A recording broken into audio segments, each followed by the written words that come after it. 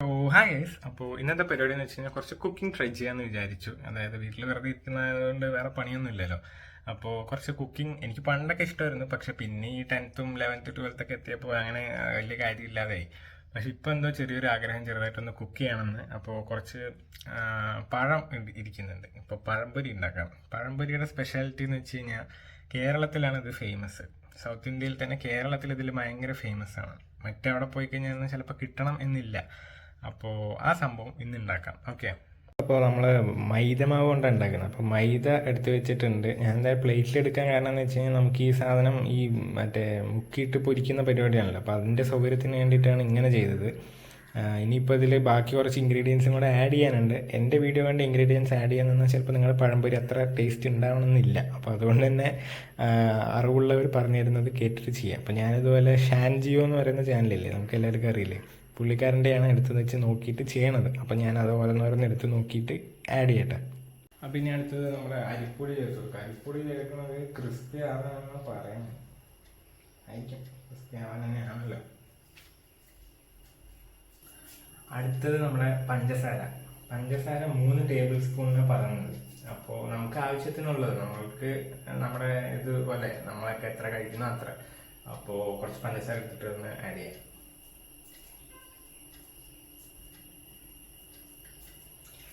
പഞ്ചസാരൊക്കെ നമ്മൾ കുറച്ച് ആഡ് ചെയ്യാം. അത് കഴിഞ്ഞിട്ട് പോരാന്ന് തോന്നുന്നുണ്ടെങ്കിൽ നമുക്ക് ലാസ്റ്റ് ആഡ് ചെയ്യാം.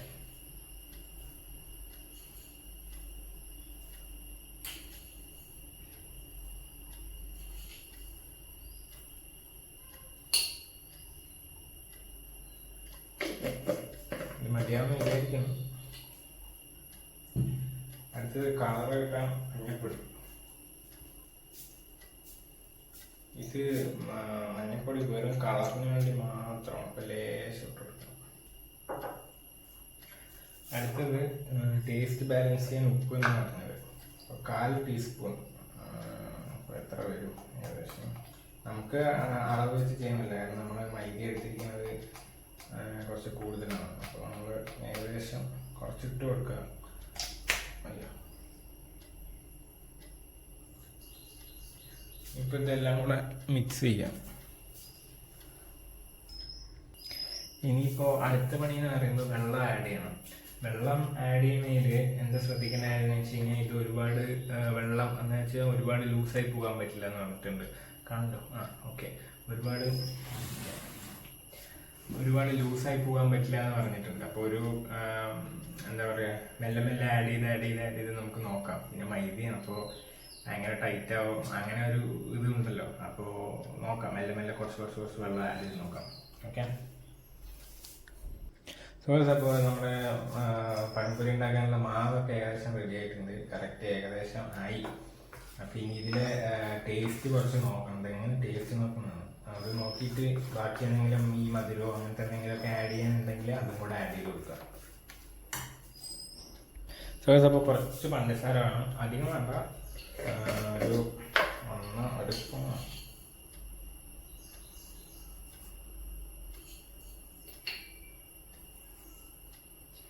മതിയാവും. ഇത് വെച്ചിട്ട് ഒന്നുകൂടെ ഇളക്കി റെഡിയാക്കട്ടെ.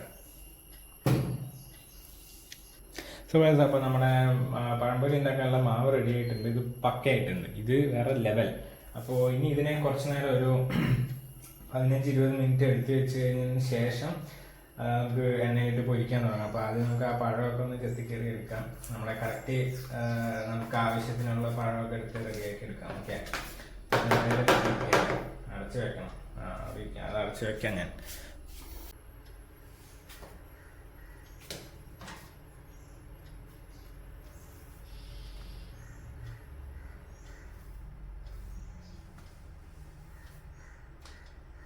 എല്ലാം മുറിച്ച് വെച്ചു. അപ്പോൾ ഇനി ഇതിൽ നമുക്ക് ഇനിയും മാവ് ഇനിയും ഉണ്ടെന്നുണ്ടെങ്കിൽ നമുക്ക് കുറച്ചും കൂടെ വേറെ എടുക്കാം.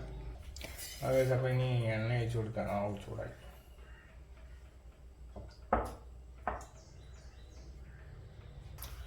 എന്തായാലും ഇപ്പോൾ ഇത്രയും എണ്ണ എടുത്തിട്ടുണ്ട്. എന്തായാലും വേണ്ടി വരും. അപ്പോൾ ഇനി ഇത് അവിടെ ഇരുന്ന് ചൂടാവട്ടെ. അപ്പോൾ ആ സമയം കൊണ്ട് നമുക്ക് മറ്റേത് അതിൽ മുക്കിയെടുക്കാം, മാവിൽ മുക്കിയെടുക്കാം.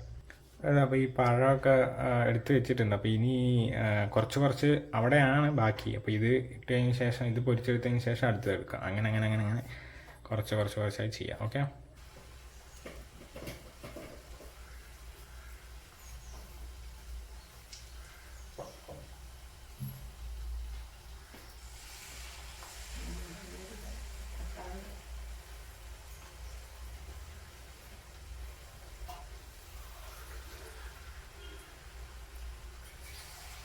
അപ്പോൾ മറ്റേ വീഡിയോയിൽ കണ്ടത് ഒരു ഗോൾഡൻ ബ്രൗൺ കളറിനൊക്കെയാണ് കണ്ടത്. അപ്പോൾ ഇത് ഏകദേശം ഗോൾഡൻ ബ്രൗൺ കളറല്ലേ. അപ്പോൾ ഇതിനെ അങ്ങനെ ഇനി എടുക്കുക, സമയമായിട്ടുണ്ടാവും. ഓക്കെ, കണ്ടില്ലേ, ആയി. അപ്പോൾ ഇനി ഇതെടുത്ത് ഇവിടെ ടിഷ്യൂ പേപ്പറൊക്കെ റെഡിയാക്കി വെച്ചിട്ടുണ്ട്, അതിലോട്ട് മാറ്റാം. അമ്മമ്മ വൈകുന്നേരത്തെ ഭക്ഷണം റെഡിയാക്കിക്കൊണ്ടിരിക്കും.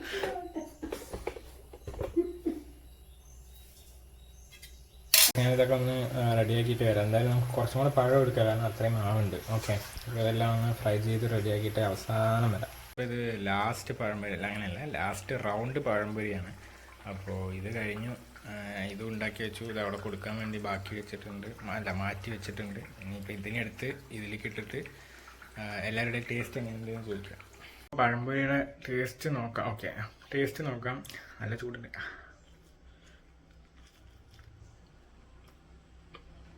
ഞാൻ നേരത്തെ കഴിച്ചാണ് ഇതും.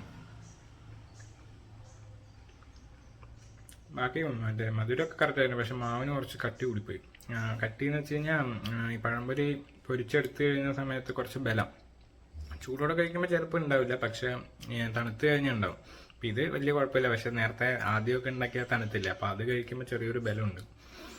വേറെ കുഴപ്പമൊന്നുമില്ല, സംഭവം സൂപ്പർ.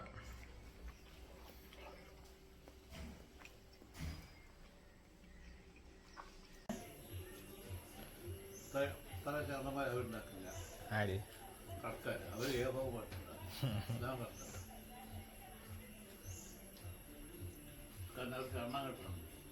ആർക്ക് ഹോട്ടലില്ല, അതിൽ പഴമുണ്ട്, അതിൽ പഴത്തിന്റെ ബ്ലേഡും ഉണ്ട്.